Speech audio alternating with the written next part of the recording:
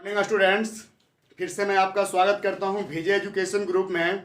और फिर से मैं प्रीवियस वीडियो में जिस टाइप का क्वेश्चन था कुछ उसी टाइप के रिलेटेड क्वेश्चन लाए हैं। देखिए रिलेटेड क्वेश्चन क्या है, थोड़ा सा ध्यान से। इसमें कह रहा है कि solve the given system of linear equation graphically. जो सिस्टम ऑफ लीनियर इक्वेशन का जो दिया हुआ है इसको ग्राफिकली सोल्व करना है। कैसे सोल्व करना है भाई? ग्राफिकली।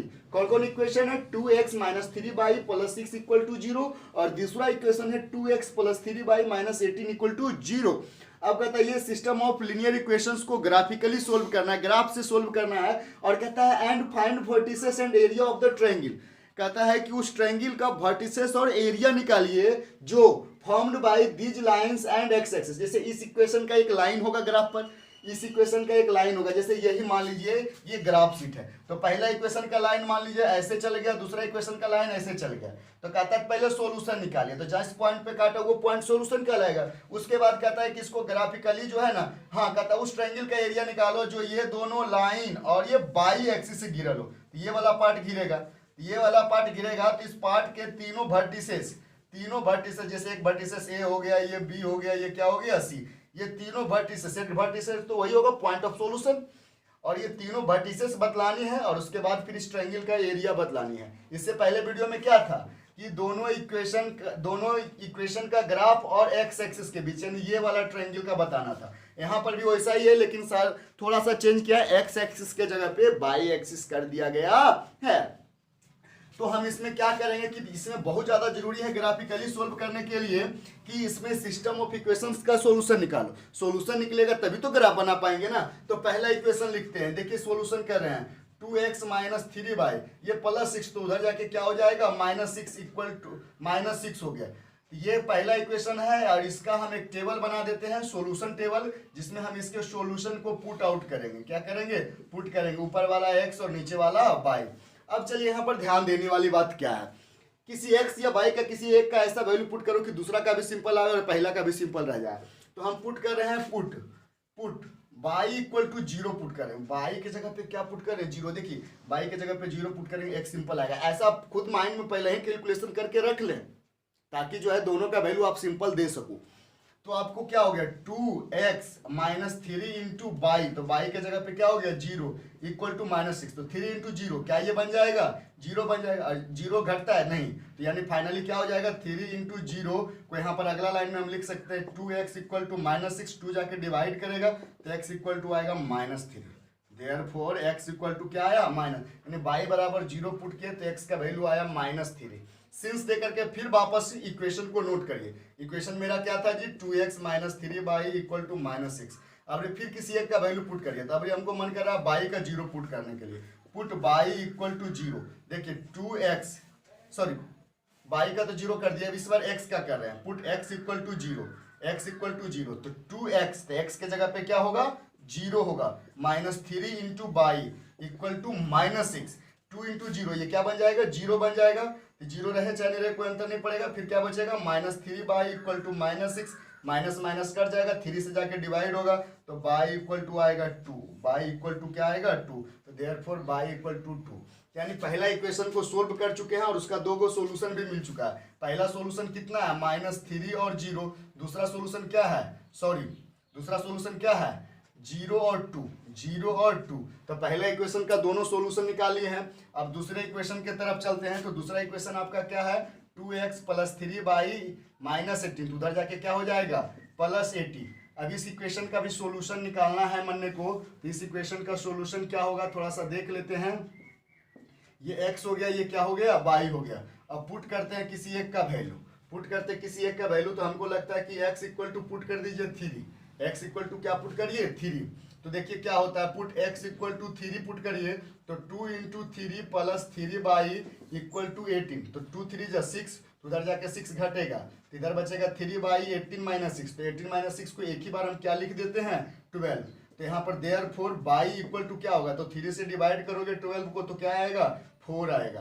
तो y इक्वल टू क्या आ गया 4, यानी जब x का वैल्यू 3 पुट किए तो y खुद ब खुद क्या आया 4। तो एक सोल्यूशन तो मिल गया। सिंस दे करके फिर वापस इक्वेशन को लिखो 2x plus 3y equal to क्या 18।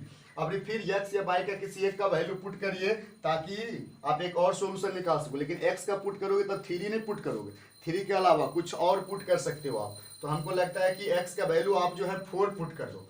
क्या पुट करो? 4। x का वैल्यू क्या पुट करो? 4। तो पुट x इक्वल टू 4। तो यहाँ पर 2 इंटू 4 और प्लस 3 बाई इक्वल टू 18। तो यहाँ पर कुछ भी फायदा नहीं हो रहा है। 2 4 8 तो उधर जाके घटेगा तो 10 बचेगा, तो सिंपल नंबर तो बचेगा ही नहीं। तो 4 में पुट करके चलिए देखते हैं, कुछ और पुट करते हैं। 3 पुट कर चुके हैं तो अब और पुट करिए, कुछ ऐसा पुट करिए जो सिंपल दे। तो x यहाँ पर 4 जो है काम नहीं किया, तो क्या पुट करें भाई? तो चलो 5 दे के देखते हैं या कुछ और दे के देखते हैं, -1 -2 ऐसा कुछ भी दे करके देखते हैं। तो हमको लगता है 4 नहीं पुट हुआ है तो 5 नहीं, फिर 6 पुट कर सकते हो। क्या पुट कर सकते हो? 6। जैसे देखिए x इक्वल टू 6 पुट करेंगे तो 2 into 6 plus 3 y equal to 18। तो यहाँ पर 6 हो गया तो 6 2 12, तो उधर जाके घटेगा 12, तो 3 बाई इक्वल टू बचेगा 6। देयरफॉर बाई इक्वल टू कितना आ गया जी? 2।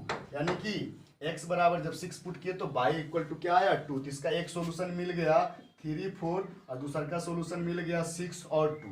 तो पहला इक्वेशन का भी 2 सॉल्यूशन मिल गया, दूसरा इक्वेशन का भी 2 सॉल्यूशन मिल गया। बहुत ही खुशी वाली बात है कि दोनों इक्वेशन का सॉल्यूशन मिल गया। अब इसको क्या करेंगे? ग्राफ शीट पे इसका प्लॉटिंग करके हम ग्राफ बनाएंगे। तो अब ये मेरा ग्राफ शीट बन के तैयार हो गया है। अब पहले इक्वेशन के दोनों पॉइंट को और दूसरे इक्वेशन के दोनों पॉइंट को हम इस ग्राफ शीट पे प्लॉट करेंगे। तो पहला इक्वेशन का पहला पॉइंट क्या है? -3 और 0। तो यानी y बराबर 0 है तो डेफिनेटली कहाँ पे होगा?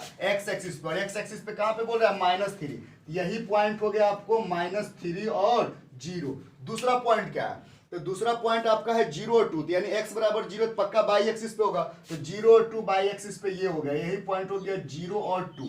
चलिए दूसरा इक्वेशन की ओर चलते हैं। तो दूसरा इक्वेशन, पहला इक्वेशन का दोनों पॉइंट मिल गया, दोनों पॉइंट को एक सीधे करके ये ग्राफ खींच दिए। तो पहला इक्वेशन का ये ग्राफ खिंचा गया, ये पहला इक्वेशन का ग्राफ हो गया। अब चलिए दूसरा इक्वेशन। तो दूसरा इक्वेशन का पहला पॉइंट क्या है? 3 4। यानी x बराबर 3 तो बाई इक्वल टू क्या है? 4। x बराबर 3 तो बाई इक्वल टू क्या है? 4।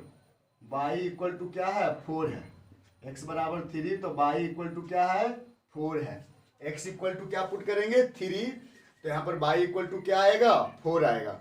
अब चलिए आगे बढ़ते हैं। दूसरा, तो ये पहला पॉइंट मिल गया और दूसरा पॉइंट क्या है इसका? तो 6 और 2। तो x बराबर 6 तो बाई बराबर 2। तो x बराबर 6 तो बाई बराबर क्या हो गया? ये 2 हो गया। तो ये हो गया 6 और 2 हो गया। तो ये दोनों पॉइंट को एक सीधे में रखेंगे और इस तरह से ये ग्राफ बनाएंगे, इस तरह से ऐसे ग्राफ बनाएंगे। तो अब क्या बनेगा? अब थोड़ा सा ध्यान से देखिएगा। तो ये जो है आपका ग्राफ बन के तैयार हो गया दोनों इक्वेशन का। तो सॉल्यूशन पूछेगा तो जहां पे दोनों पॉइंट काटा है वही सॉल्यूशन होगा। तो यहाँ पर ये सब तो क्लियर है। अब यहाँ पर देखिए क्या है, ये सॉरी यहाँ 6 पर से 7 पर से नहीं जाएगा, ये जाएगा आपका 9 पर से। कहाँ पर से जाएगा? 9 पर से। इसका आइडिया ये भी हमें दे देता है कि देखिए बाई एक्सिस पे तो x 0 होगा, तो x 0 होगा तो 2 इंटू 0 0 बन जाएगा। तो 3 बाई इक्वल टू 18 बचेगा, तो ये बाई इक्वल टू 6, सॉरी कहाँ से जाएगा? 6 से जाएगा। इस तरह से चला गया ये। अब ये ग्राफ बन के तैयार है। तो ये मान लो P पॉइंट पे काटा, तो यही इसका सोल्यूशन हो गया। तो यहाँ पर हम क्या लिखेंगे? Solution, solution of the given system of linear equation, system of linear equations. तो लीनियर इक्वेशन का क्या हो गया? सिस्टम का सॉल्यूशन क्या हो गया? तो जिस पॉइंट पे काटा, इस पॉइंट का कोऑर्डिनेट कितना है? x इक्वल टू 3 और y इक्वल टू 4। ये हो गया 3 और 4, इसका एक सॉल्यूशन कट गया। दूसरा चीज कहता था कि आपको उस ट्रायंगल का वर्टिसेस बनाइए जो ये दोनों लाइन और बाई एक्सिस के बीच है। तो हमको लगता है कि वो ये ट्रायंगल है, ये ट्रायंगल है दोनों लाइन और बाई एक्सिस के बीच, दोनों लाइन और बाई एक्सिस के बीच यही ट्रायंगल बन रहा है। तो ये P हो गया। तो इस पॉइंट का नाम A दे दिए, इस पॉइंट का नाम B दे दिए। तो A का कोऑर्डिनेट क्या होगा? तो बाई एक्सिस पे पॉइंट A है, तो पक्का है कि x बराबर 0 और y बराबर क्या है? 6 है। B पॉइंट भी बाई एक्सिस पे है, तो पक्का है कि x बराबर 0, लेकिन y बराबर यहाँ पर क्या है? 2 है। तो यहाँ पर लिख सकते हो, क्या लिख सकते हो? कि the vertices of the formed triangle, जो ट्रायंगल बना है उसका वर्टिसेस कौन हो जाएगा? R। तो पहला पॉइंट तो जिस पॉइंट पे काटा तो वो हो गया 3 4। दूसरा पॉइंट A, जहां पे 0, 6 है कोऑर्डिनेट, एंड तीसरा का पॉइंट बी है जिसका कोऑर्डिनेट क्या है 0 और 2। ये मिल गया उस ट्रायंगल के तीनों पॉइंट का वर्टिसेस। अब ट्रायंगल का बनने को एरिया बताना है, तो यहाँ पर अगर जो हम इतना दूर को ये बेस मान लिए तो ये क्या चीज का काम करेगा, हाइट का काम करेगा।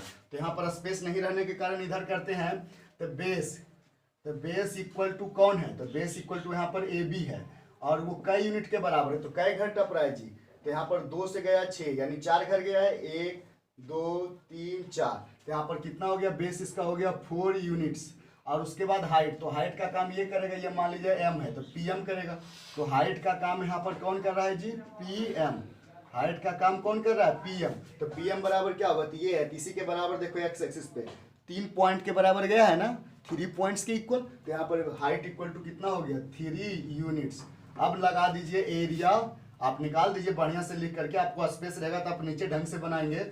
Area of triangle P A B equal to वही half into base into height, तो हाल्फ इंटू बेस, तो बेस कितना है 4 और हाइट कितना है 3, इतना यूनिट स्क्वायर। अब ये कटेगा ये 2, तो आ जाएगा 6 यूनिट स्क्वायर, या 6 स्क्वायर यूनिट्स आप लिख सकते हैं। ये निकल गया इस ट्रायंगल का एरिया। तो फिर से हम बताते हैं, ये जो है आपको लीनियर इक्वेशन का वीडियो 3 और वीडियो 4 में एक ही टाइप का क्वेश्चन है, थोड़ा सा चेंजिंग है।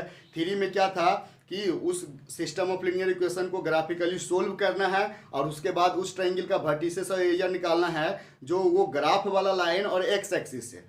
पार्ट 4 में क्या है कि आपको इसमें भी क्या करना है कि एक सिस्टम ऑफ लीनियर इक्वेशन को ग्राफिकली सोल्व करना है, और उसके बाद यहाँ पर जो है ग्राफिकली सोल्व अगर आप कर लेते हैं तो उसके बाद आपको कहता है उस ट्रायंगल का एरिया और वर्टिसेस बताना है जो दोनों ग्राफ का लाइन और बाई एक्सिस से घिरा हुआ है। उस ट्रायंगल का वर्टिसेस और एरिया बतलानी थी।